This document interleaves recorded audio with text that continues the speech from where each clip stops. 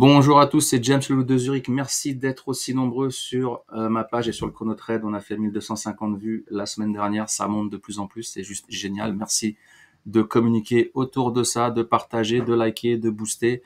Vous pouvez revoir aussi les chronotrades sur YouTube. On passe à Nvidia, on passe par les tops, on commence par les tops de la semaine. Les tops de la semaine, c'est Nvidia, d'accord, qui a explosé, qui a pété les 1000, donc on est aujourd'hui au niveau des 1064. On a un potentiel char qui pourrait faire monter le marché au plus haut. On a un potentiel char qui peut se dessiner, qui pourrait faire monter le marché autour des 1094. Toutefois, on a toujours ce drapeau vert qui pourrait faire monter le marché autour des 1279. C'est dans pas mal de mes publications, je vous laisse les regarder. Ensuite, à la baisse, on ira chercher d'abord les 949, donc le gap, puis ensuite la moyenne mobile exponentielle 50 autour des 881, puis la moyenne mobile exponentielle 200 autour des 670, voire le bas du drapeau, ici, autour des 742. Divergence sur les oscillateurs à surveiller, c'est un signal, c'est une alerte. Faites attention, le marché peut se retourner. Je passe à l'Ethereum, Ethereum, Falling Wage, Rising Wage. Donc deux figures chartistes qui sont divergentes. Donc on va chercher par exemple sur ce Falling Wage un niveau qui sera autour des 2711 plus toutes les targets que je vous ai mis ici qu'on pourrait aller chercher, d'accord. Qu'est-ce que je peux vous dire au niveau du Falling Wage? On pourrait aller chercher les 4114 à surveiller. Faites attention, même si la SEC a accepté l'ETF sur l'Ethereum, ça ne veut pas forcément dire que le marché va exploser tout de suite à la hausse. À surveiller. On passe au BTC. BTC, plusieurs choses. La première chose, attention, 3 corbeaux ici. On pourrait descendre et aller chercher la moyenne mobile exponentielle 50 autour des 65 186, puis les 54 887. Pourquoi? Parce que tout ça, parce que double top, d'accord, qui pourrait les faire descendre le marché autour des 48 000, on n'y est pas encore. Donc si le mouvement est baissier, on pourrait aller chercher les moyennes mobiles exponentielles 50 et 200, d'accord, comme je viens de vous le dire. Le biseau ici, descendant, pourrait faire monter le marché autour des 74 160 à surveiller, d'accord. Ça, c'est une chose. Surveillez vos oscillateurs, toujours. On passe au gaz naturel. Gaz naturel, ben, on est en mode yes papa, hein. Ce que vous voulez que je vous dise, on a fait 80%, j'ai donné ça sur le plateau de trade ou pas trade, d'accord, Boursorama, hop, ici, bam, on a filé, voilà, techniquement c'était juste magnifique, même au niveau du mindset, hein, on était à la cave, hein, comme je disais toujours, regardez l'émission sur Boursorama, trade ou pas trade, et vous verrez, tout y est. Ici, on peut avoir ici quelque chose d'intéressant, on a une étoile filante ici, une potentielle étoile du soir, d'accord, on pourrait descendre, mais en 2 heures, on a peut-être un petit sursaut qui peut arriver sur le marché, un dernier sursaut, même carrément un mouvement bullish, on verra. Si on a un gap de rupture ici, on monte direct, on peut monter très très très fort. Et on irait sur ce biseau descendant chercher les 3 10. Que nous dit le juge de paix? Le juge de paix, il nous dit, bam, il nous dit attention au 2,52, d'accord, qui converge avec la moyenne mobile exponentielle ici, et la moyenne mobile exponentielle 50, donc je vais tracer un petit rectangle, je vais vous enlever ça, ça fait bobour, hop, on passe en daily, on est là, donc j'ai tracé le rectangle, oui, on pourra aller chercher ce rectangle là, si on pète le bas du rectangle, on va chercher le haut du triangle ascendant et rebondir, repartir à la hausse. Voilà, faites attention, il y a ici des oscillateurs qui disent que on allait un petit peu haut, trop vite, donc on peut faire une correction, ce serait commercialement légitime pour ceux qui sont short. Ensuite, le VIX, bah, yes papa, on a cherché les 13, on a même défoncé, on allait sur les 11,50. 11,50, excusez-moi, mais moi, 11,50, j'achète, d'accord. J'ai des divergences sur mes oscillateurs. Donc, je suis acheteur, achat de call, expiry, septembre, prix d'exécution immédiat le plus proche. Et j'attends, j'irai chercher les 16, par exemple, les 15 ou les 16. D'accord. Sur le gold, faiblesse sur le gold. Pourquoi? Double top possible ici, d'accord. On est descendu de combien ici? Regardez, hop, ouais, vous voyez, 6,35, possible. On pourrait descendre d'abord sur la moyenne mobile exponentielle 50 autour des 2299, 2300. Ensuite, on pourrait aller chercher justement cette moyenne mobile exponentielle 200 qui converge avec le gap des 2114 à surveiller. Divergence sur les oscillateurs, important à regarder. Double top, d'accord? Double top qui ferait quoi? Ben, on va le faire ensemble. À l'œil, je vais prendre mon segment, je vais aller chercher la mèche ici, tac, je duplique et on vient chercher ici parfaitement les 2119, 2114 à surveiller.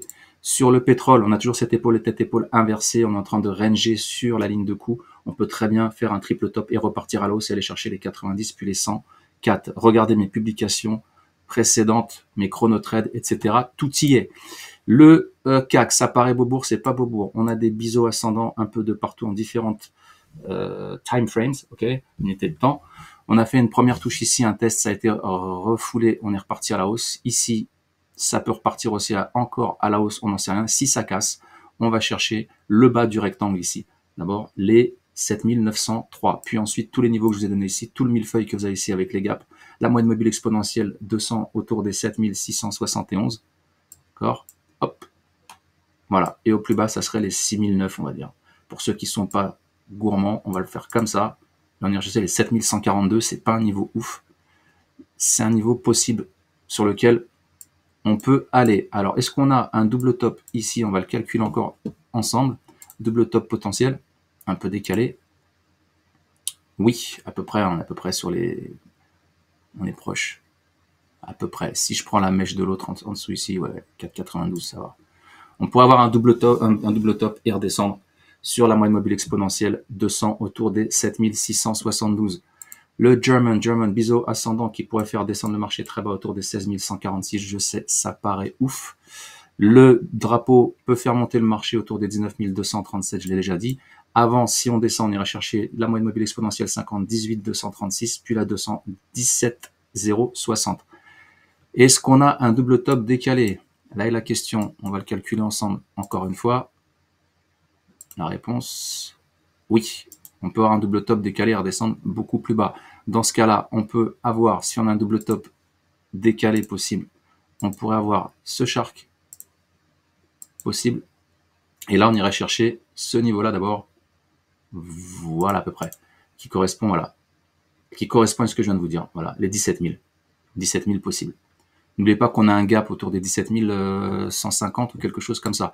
Je passe ensuite ici au Dow Jones.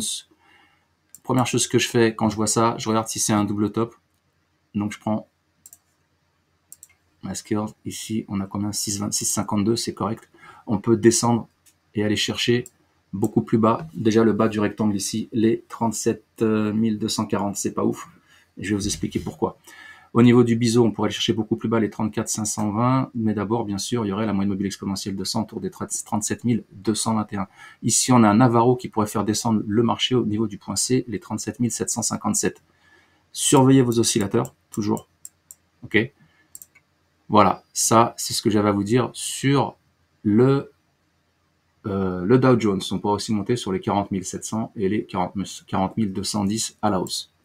Voilà, mais pour l'instant, c'est baissier. On pourrait déjà chercher les 38 906, bien sûr, la moyenne mobile exponentielle 50, qui est très proche.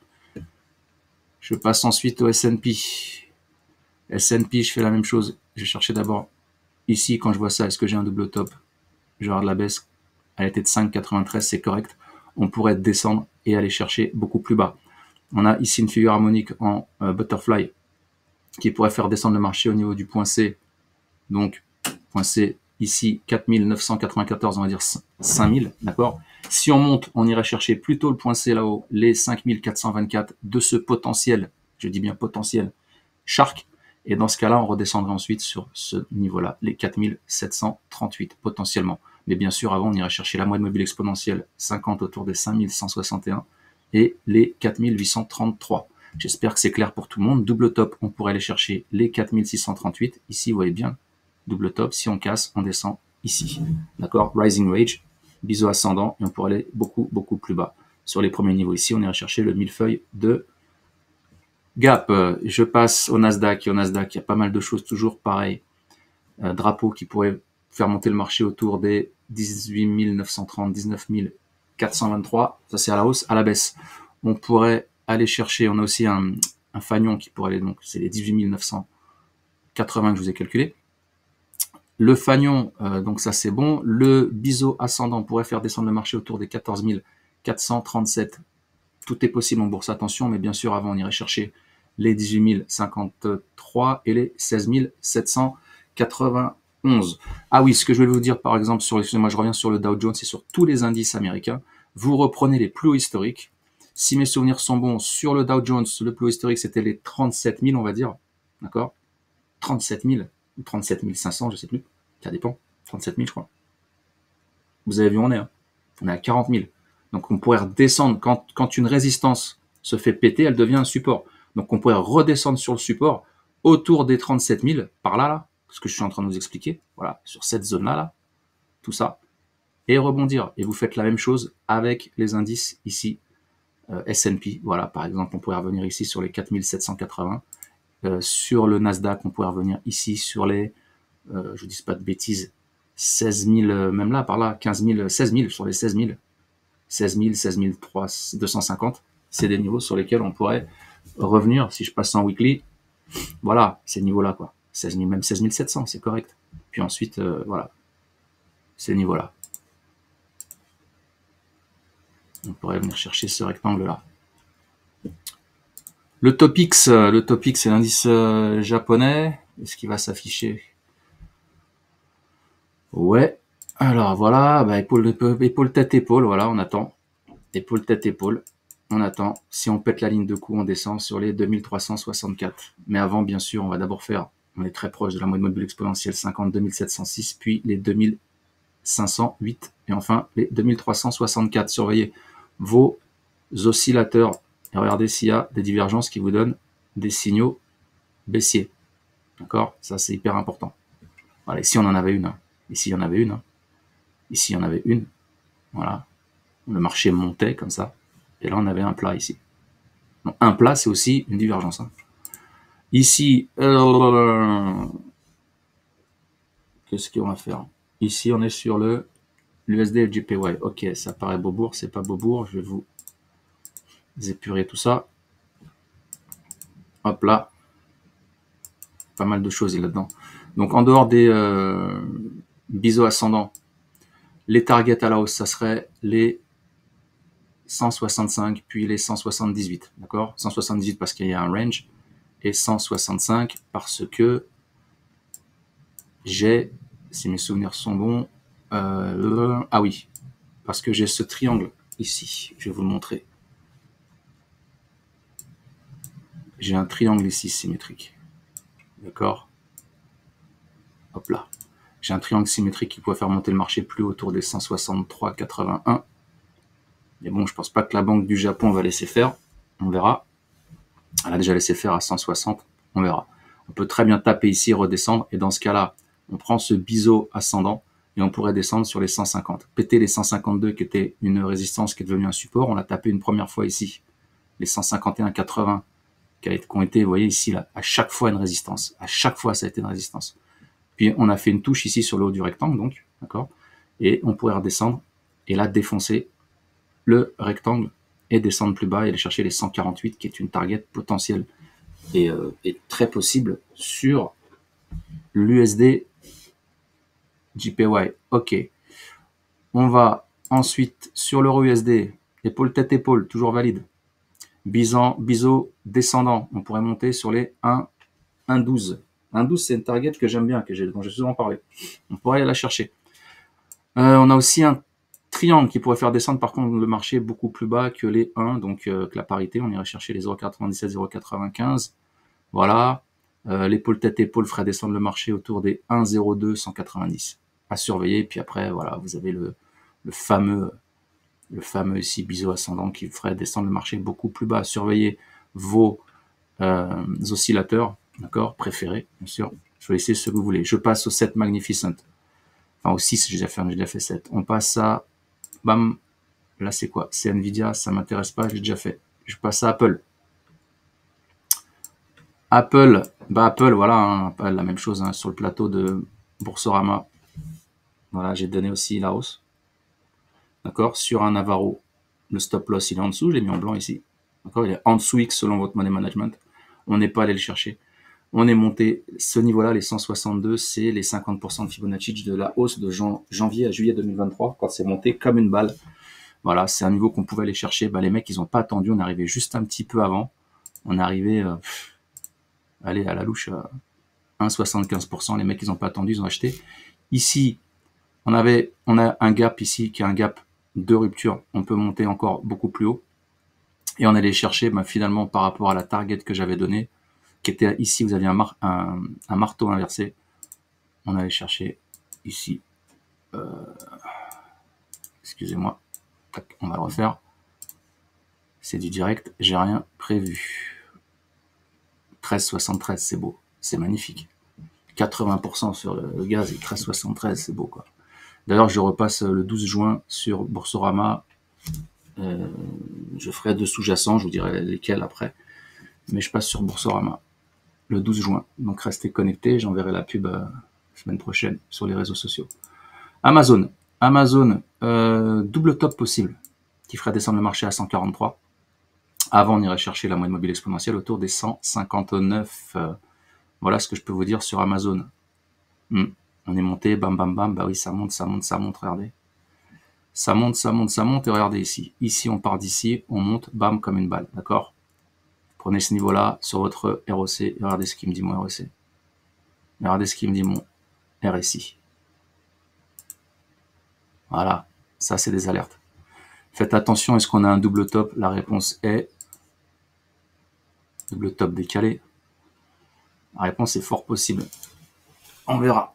On verra. Il y a toujours ce gap ici. Hein. Il y a un beau gap ici. Là. Il y en a un autre là. Donc, c'est des niveaux qu'on peut aller chercher. D'abord, 173, 159. 173, c'est possible. Vu ce qui est en train de se passer actuellement, c'est fort possible. D'accord? On passe à Google. Google, toujours ce gap là. On a un beau gap. On a un biseau descendant pour aller chercher d'abord la moyenne mobile exponentielle. Ici, le gap d'abord à 157, ensuite la moyenne mobile exponentielle à 145, puis les 142 qui ont aussi un gap ici, un gap du 15 mars 2024. Voilà, à la hausse, ça serait... il va dégager ce truc-là, il m'emmerde. Ici, à la hausse, on ira chercher les 225 et les 278. Pourquoi les experts sont si confiants? Parce qu'on a un range qui pourrait faire monter le marché, mais un range, c'est valable dans l'autre sens. Je vois pas pourquoi Google descendrait autour des 20, c'est pas trop possible, on va dire, raisonnable, même si tout est possible, excusez-moi, même si tout est possible, je vois pas le truc. Voilà. Le biseau, par contre, là, il est propre. On pourrait descendre plus bas. On passe ensuite à Meta. Meta à biseau ascendant, on pourrait descendre sur les 425, remonter sur ce gap qui n'a pas été encore clôturé, même ici, clac, 493, puis après redescendre éventuellement et aller chercher cet autre gap ici, là, les 394. Mais avant, bien sûr, il y a la 200 à surveiller. Microsoft, les experts, les soi-disant experts, qui ont payé des fortunes et qui nous sortent des chiffres pourris à chaque fois et qui n'ont pas toujours raison, bien sûr, heureusement. Voilà, vous me dites que le marché va exploser à la hausse, etc. Moi, j'ai un double top qui pourrait faire descendre le marché plus bas. J'ai des biseaux ascendants, d'accord, qui pourraient faire descendre le marché plus bas. Ça, c'est pour du chartisme. J'ai un crabe aussi baissier, etc. Ça, regardez mes autres vidéos. Ici, là, tac. Voilà. 346. Voilà. Avant, bien sûr, on irait chercher la 50 autour des 414, puis les 381. Voilà. Donc, il y avait un biseau ascendant et un fanion. Le fanion peut faire monter le marché sur les niveaux que je vous ai donnés, les 436. À surveiller. Nvidia, on l'a fait. Tesla, on est en mode yes papa. D'accord? Quand tout le monde pensait que c'était à la cave, ici, là, bam bam, j'avais dit acheteur, achat, bam, on est monté. On est en train de faire cette épaule, tête-épaule inversée. La ligne de coup, elle est là. D'accord? Donc, si on pète, on monte et on pète les 195, on va chercher directement la 200, autour des 200. Puis le millefeuille à la hausse de gap. Et tous les niveaux que j'ai calculés, 226, 233, 251, puis 290 au plus haut. Ici, qui est un gap, le gap qu'il faut surveiller aussi du 19 juillet 2023 qu'on peut aller chercher. Attention, 290, c'est possible. Vous m'entendez bien? Voilà, c'était Lou de Zurich. J'espère que ça vous a plu. Bon week-end à tous.